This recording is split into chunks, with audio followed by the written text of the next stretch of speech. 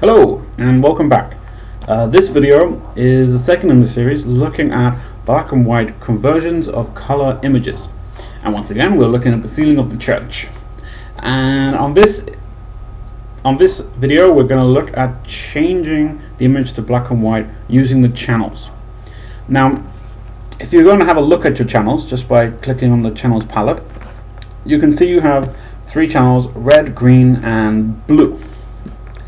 And each one of these channels contains information for the image. And what we can do with the conversion to black and white is we can actually then get three different versions of the same image from the channels. Now this is quite useful because traditionally in black and white film photography you would put a color filter on the end of your lens, and this would affect the black and white image. And it was really good because if you put a red filter on, you could get really nice dark skies with quite a light, like green grass, or a light yellow from the sand. If it was a picture on a beach, and it really darkens the colors of rivers and things, and it's really fantastic. And you can get some really impacting images. Whereas if you had the green filter on, it just lightened all those green tones. Brilliant for nature, brilliant for if you wanted to photograph some plants or a flower, just lightening it up, giving it a bit of contrast into the image. And if it was a blue filter we put on, it darkened reds and it darkened oranges, and so it was great for portraits because you get like quite dark colored lips, and the skin tones would sort of go a little bit darker against maybe a lighter background, and so you got some really nice images from it. So you have to sort of keep that in mind. But on the red channel, the red, orange and yellow tones become lighter, and blue and cyan tones will become darker. It doesn't really affect the greens. And in the green channel, the leaves will green channel, things like leaves will become darker, but anything containing its complementary color, which is magenta, that sort of pinky purpley color, that will darken. And with the blue channel, blue skies will always lighten. And like I said, red lips or bricks, that sort of orange tones will darken. And so if we look at our image here, you can sort of see I've got a bit of blue here and a bit of red here. So in theory the red channel should lighten this here and darken this here. And seeing as you've got blue here and we've got yellow here, it should do the same. So it could be quite a good choice just from looking at the color image. But we will see. So what I'm actually going to do, because I want to be able for you to look at the color image as well, is I'm actually quickly going to do something just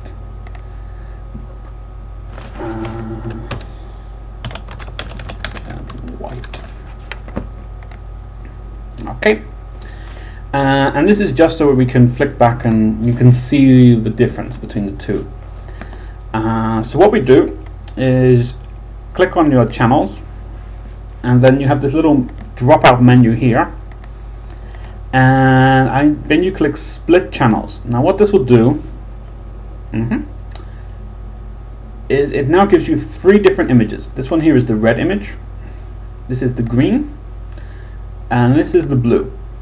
And it gives you three different versions of your image in black and white, considering how the channel is converted. So we look at the original one, and I said, oh, the red channel will be quite good. Look here, it's pretty good, but it's made it quite a flat image. There's not it's quite a lot of detail in that, but it's sort of made it a little bit flat. It might be quite okay once I get some levels in on it. So look at the green. The green's quite interesting. If you look here, you've got quite a lot of contrast in these details here, whereas here this is all very different again. I don't really like it too much. It doesn't quite have the same tonal quality, I would say that way. Oh, apart from that bit there. And oh, that's quite a,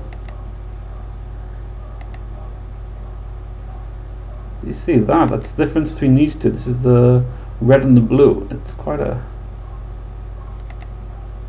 I quite like this blue because it brings out this detail in these windows quite a bit, which I think is pretty much lost.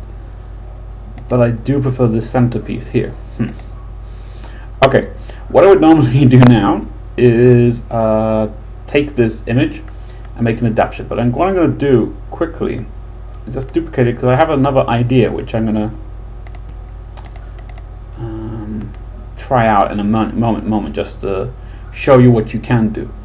Because I like bits of this and I don't like bits of the other one. So I'm going to duplicate the layer again into a new.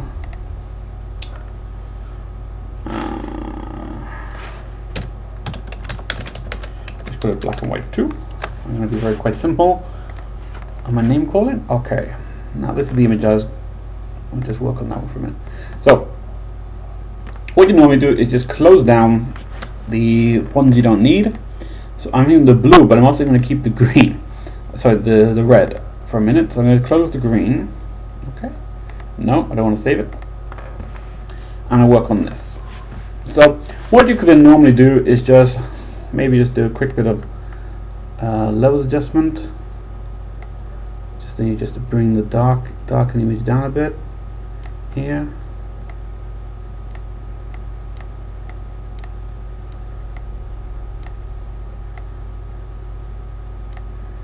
Give it a nice sort of contrast in that. Okay, and that's what you can do. Now what I'm really going to do is I'm going to pull you out a second. That's going to minimize you down to the bottom. Thank you. Let's hope I can find it again. And what I'm going to do this time is I'm going to mix two images together, because this can be quite a nice way to do it. Put you back in here.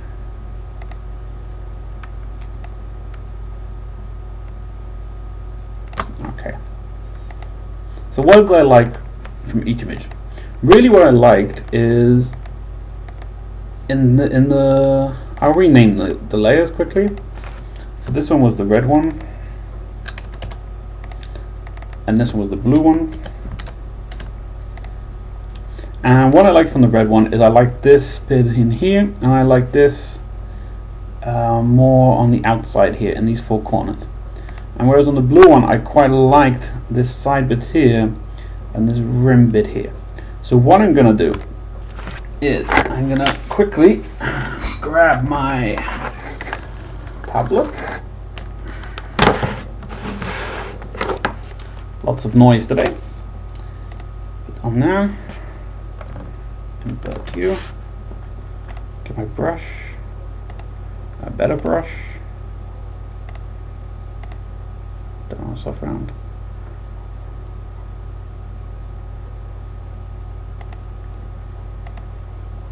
Okay.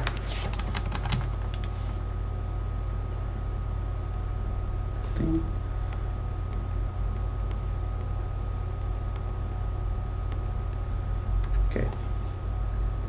So, what I want to get in? I want to get in this really. And this really is just for the more tone of the image. The reason why I'm doing it is because I found bits of the two which I quite like, but which you don't get overall in just one of them. So what I'm doing is I'm literally taking what I like and painting it into another one. And you can see here on the sides, it's just coming through here. And a bit more. And here. This. And here. This definitely is.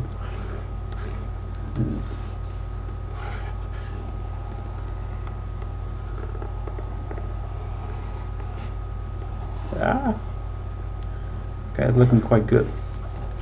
And then if I just switch over, you can sort of see where I've added this adjustment here and here. If I just switch backwards and forwards like this, so it just gives you that sort of bit more extra choice, really. But you could actually take the two channels and merge them together.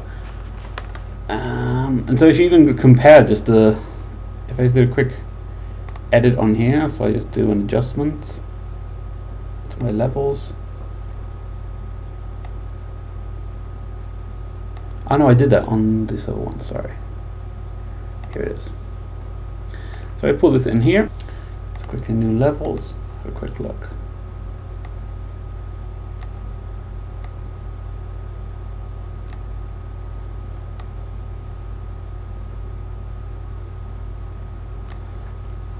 Okay. And then if I show these two images, we have this one here, which is the just the blue conversion I did. I think I was a bit more heavier on this, but okay.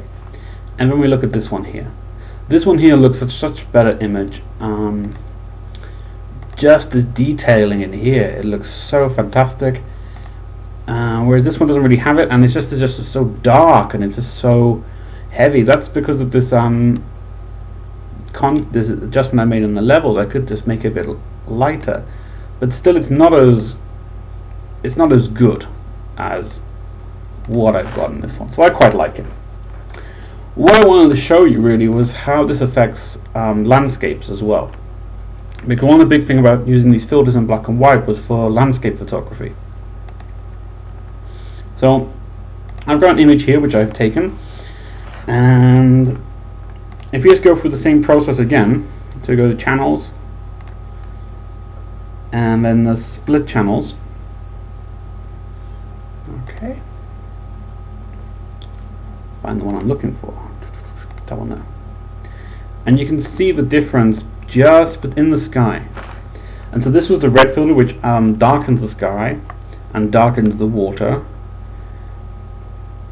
and you can compare it to that one where this is the blue filter, which lightens blues, would lighten the sky, and you can just see with just that little bit difference. So I would actually choose the red filter here if I was going to do the black and white conversion of this image.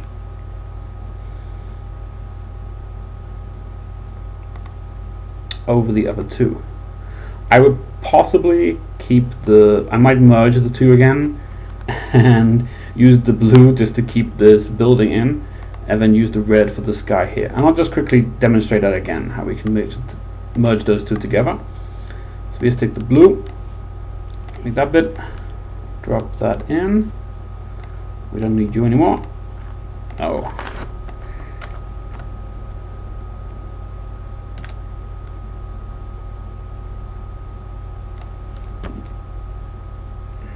Okay. There we are. Name this one blue.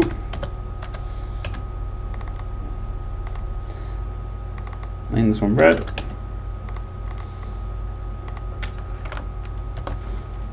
Get my paintbrush.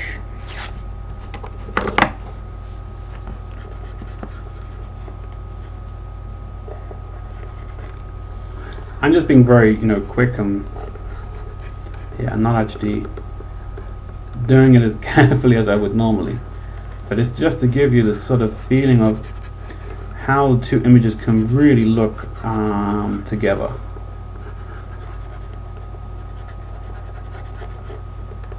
A bit small on this bit here.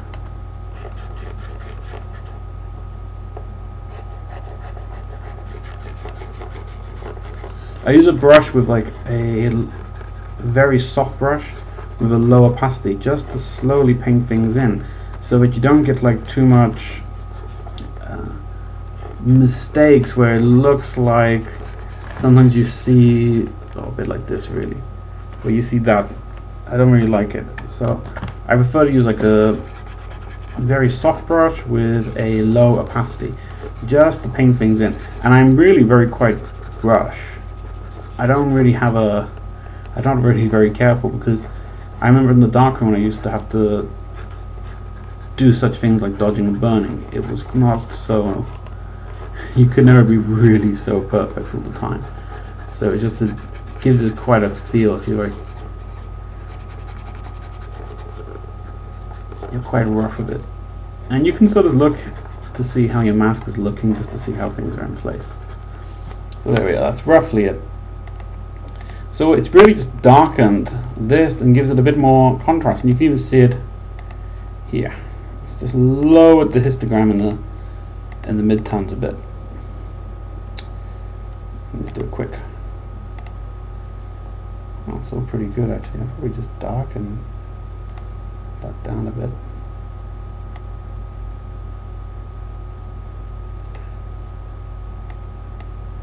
There, almost.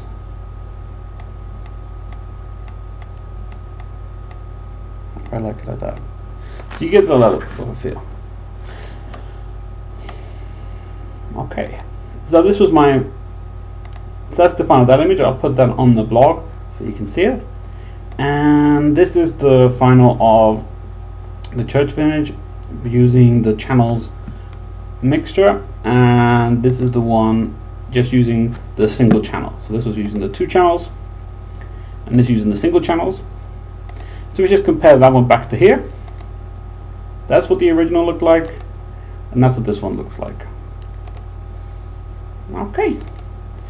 Okay, so on the next video we're going to be looking at using the channel mixer, and also how you can replicate some different types of film stock using the channel mixer as well.